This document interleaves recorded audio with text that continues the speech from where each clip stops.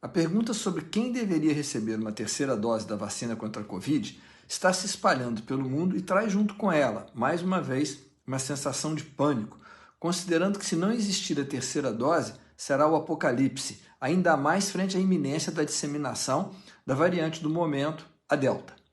E o que temos visto até agora com relação à doença grave e óbitos entre os já vacinados justifica esse temor? Não. Os dados mostram uma queda acentuada de doença grave e mortalidade entre os vacinados, mesmo frente à Delta. Mas existe doença grave e óbitos em vacinados? Sim, é uma questão matemática. Como nenhuma vacina protege 100%, teremos sempre um percentual de doença grave e óbitos nesse grupo. Eu falei sobre isso no meu vídeo de 12 de agosto, doença grave em vacinados. Qual é a base científica para se recomendar hoje uma terceira dose? A recomendação de uma terceira dose se baseia na observação de que a produção de anticorpos neutralizantes pós-vacinais cai com o tempo e que, em alguns pacientes, como os idosos, os portadores de algumas formas de câncer, os pacientes em diálise e os pacientes em uso de medicação imunossupressora, para citar alguns, essa produção de anticorpos é menor e cai mais rapidamente.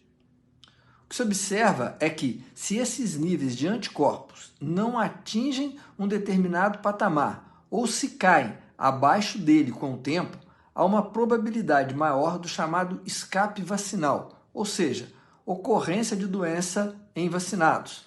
Fato esse que tem ocorrido com mais frequência na presença da variante Delta.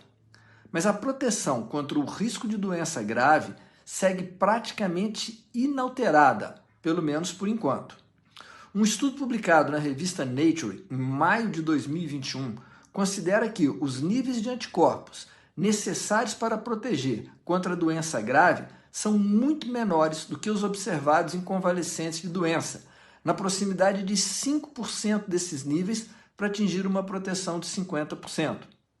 E os níveis que estão sendo considerados pós-vacinação para avaliação de efetividade vacinal, na maioria das vezes, ultrapassam os níveis vistos nos recuperados da Covid. Ou seja, temos ainda uma boa margem de segurança em relação à gravidade. Mas, como disse, alguns grupos geram uma menor resposta vacinal de anticorpos. E as vacinas inativadas no esquema de 2 doses, como a Coronavac, também geram uma menor produção de anticorpos.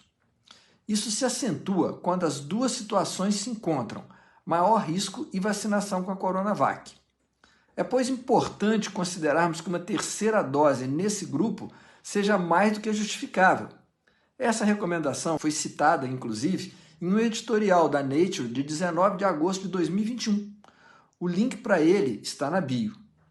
Como sabemos que as vacinas de vírus inativados geram uma resposta celular de menor intensidade ou até mesmo não geram resposta celular, o ideal seria que essa terceira dose fosse de uma outra plataforma, idealmente de RNA. Essa recomendação também está no editorial da Nature.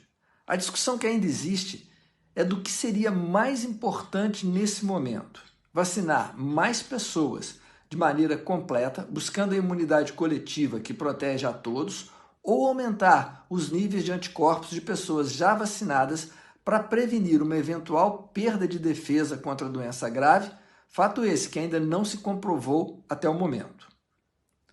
Não podemos ficar à frente a essa escolha de Sofia. O que temos que fazer é trabalharmos de maneira intensiva nas duas frentes. E para isso são necessários planejamento e execução, e vacinas. Até a terceira dose chegar, se for o seu caso, não se desespere.